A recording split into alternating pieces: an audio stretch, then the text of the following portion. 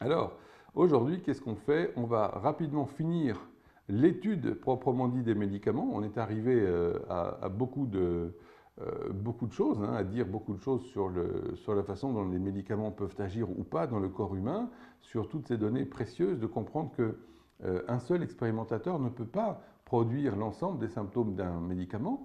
Et ça vous donne vraiment une idée de la façon dont les provings actuels sont conduits, avec une espèce de fascination morbide pour juste les symptômes mentaux.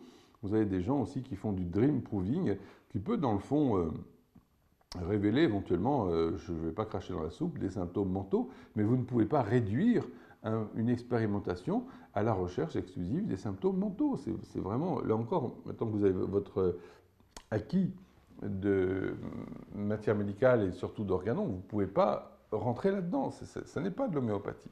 Donc vous voyez que vous avez passé votre temps, à mesure que vous devenez des homéopathes compétents, vous avez passé votre temps à recadrer les patients qui ont une attente qui est complètement déboussolée par la médecine classique, c'est-à-dire que de plus en plus les gens, surtout quand ils sont confrontés à la souffrance de leurs enfants, vont commencer à chercher des réponses ailleurs. Et si vous allez sur les forums du style Facebook, il y a un site Prévenard, je crois, ça s'appelle Info Vaccin Prévenard, et vous avez une espèce de soupe ignoble de gens niveau concierge qui vous racontent tout ce qu'ils peuvent imaginer sur les traitements. Et vous voyez que les gens sont dans une posture absolument affreuse. Il n'y a rien à attendre de la médecine classique, ok, mais on en sort pour aller où? Et ça sera à vous, là encore, d'être le phare, d'être le rocher sur lequel on peut s'appuyer, parce que tout le reste, là encore, si c'est pour faire une soupe ignoble de traitements farfelus, plus délirants les uns que les autres, je vous le dis sincèrement, je préfère encore l'allopathie. Donc vraiment, vous devez endosser le manteau de la rigueur, vous devez être de plus en plus inaltérable, inoxydable et de véritables Jedi. Autrement, on ne s'en sortira pas, c'est certain.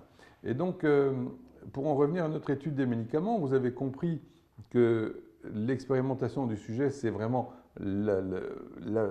l'aspect central de l'homéopathie, et vous-même au centre de ce que vous ressentez, cherchez, persévérez, souffrir. Vous êtes obligé à un moment donné d'accepter de donner de vous pour acquérir cette observation des substances et de leurs effets. Sinon, vous restez un scolastique, vous pouvez disserter sur des pages et des pages et observer des choses entre les lignes, etc. Je ne cache pas qu'il y a des gens très intelligents qui font ça, mais vous êtes à côté du sujet parce que si on demande ben alors qu'est-ce que vous avez expérimenté comme médicament et que les gens sursautent en disant ben, zéro, eh ben, ça vous fait rigoler. Parce que ce n'est pas possible, là encore, vous devez vraiment comprendre que quand l'expérimentation a été introduite par Hahnemann dans la médecine, eh bien, au sens le plus large du terme, ça voulait dire aussi que le médecin lui-même doit être le premier à s'impliquer